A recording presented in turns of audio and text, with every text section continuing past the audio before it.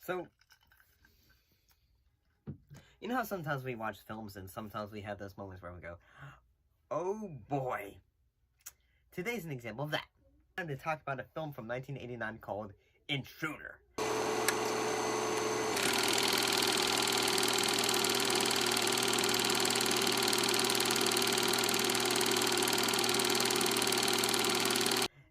Basically the whole plot of this one is in which, like, you know, a girl's, like, you know, abusive ex, comes to, like, her job, and then... You're crazy! Never call me that! What the hell's your problem, man?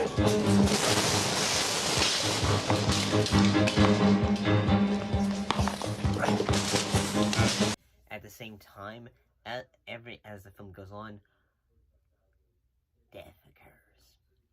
And I'm gonna be honest, like, say, this film is the most goriest thing I've ever seen. Like, you know, like, 1980s gory.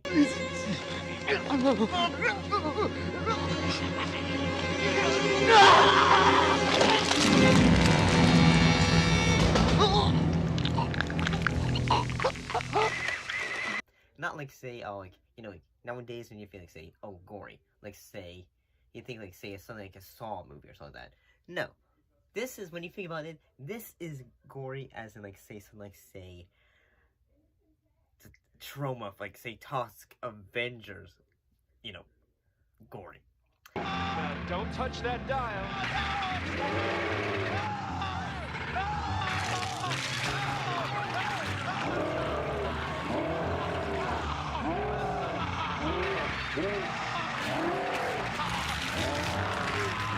And, you know, practical and all that. I honestly really liked it. Because, I mean, I honestly never thought, like, say, a slasher film in a grocery store. But at the same time, this film interesting is that you have a lot of actors, like, say, that are, you know, horror icons. You know, like, you know, you have Sam Raimi, well, director. Then you also have Bruce Campbell, and you also have his brother, Ted Raimi. And I do kind of like how, like, we have, like, in the entire time in the film, like, say, as, like, you know, the film goes on, we don't know who the killer is. Who could it be? Who could it be? And all that, like, you know, like, there's moments, like, say, where he's sneaking along, and then someone's just, like, working. They're working. And then, like, say, like, one character's, like, they chop in the meat at night, and then it happens. And I'm...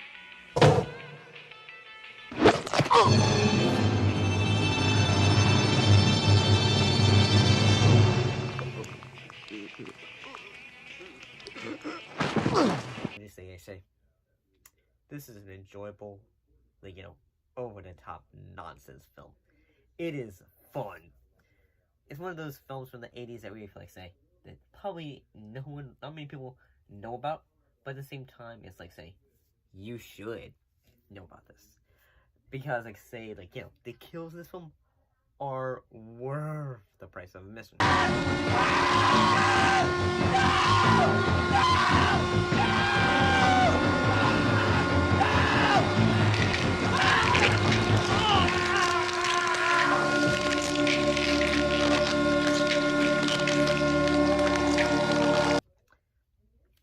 Like, say, whether it's, like, say, a guy just, you know, like, being, you know, split in half. Yes, I'm gonna say, yes, this film is just intensely over the top with its kills. Like, this movie puts, like, say, the toxic, like, you know, like, say, some of those ones, like, the Toxic Avenger ones, like, say, the shame, I feel like. But, I also like how, like, we don't really know who the killer is until, like, the end of it, and it's, like, say, the, like, say, crazy beetle.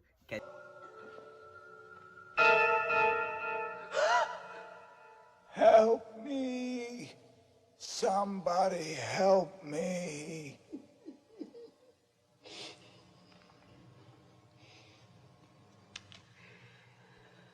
You're next. He's just going, he's like, I like how the actor Dan Hicks, I like how he portrays this character. He does a good job.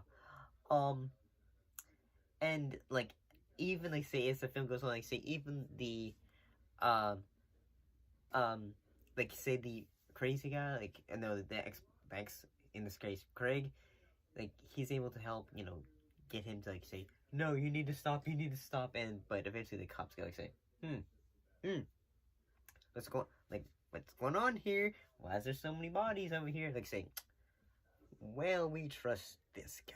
And obviously I say, yes, I had fun with this.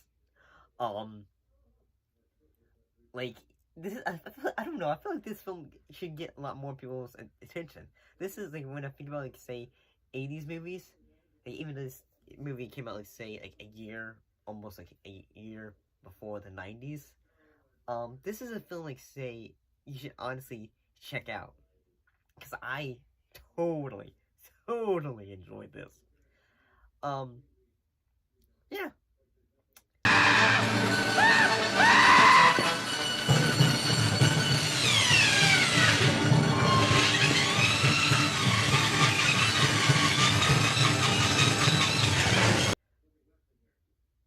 Again, like the over the topness of this film is just very entertaining.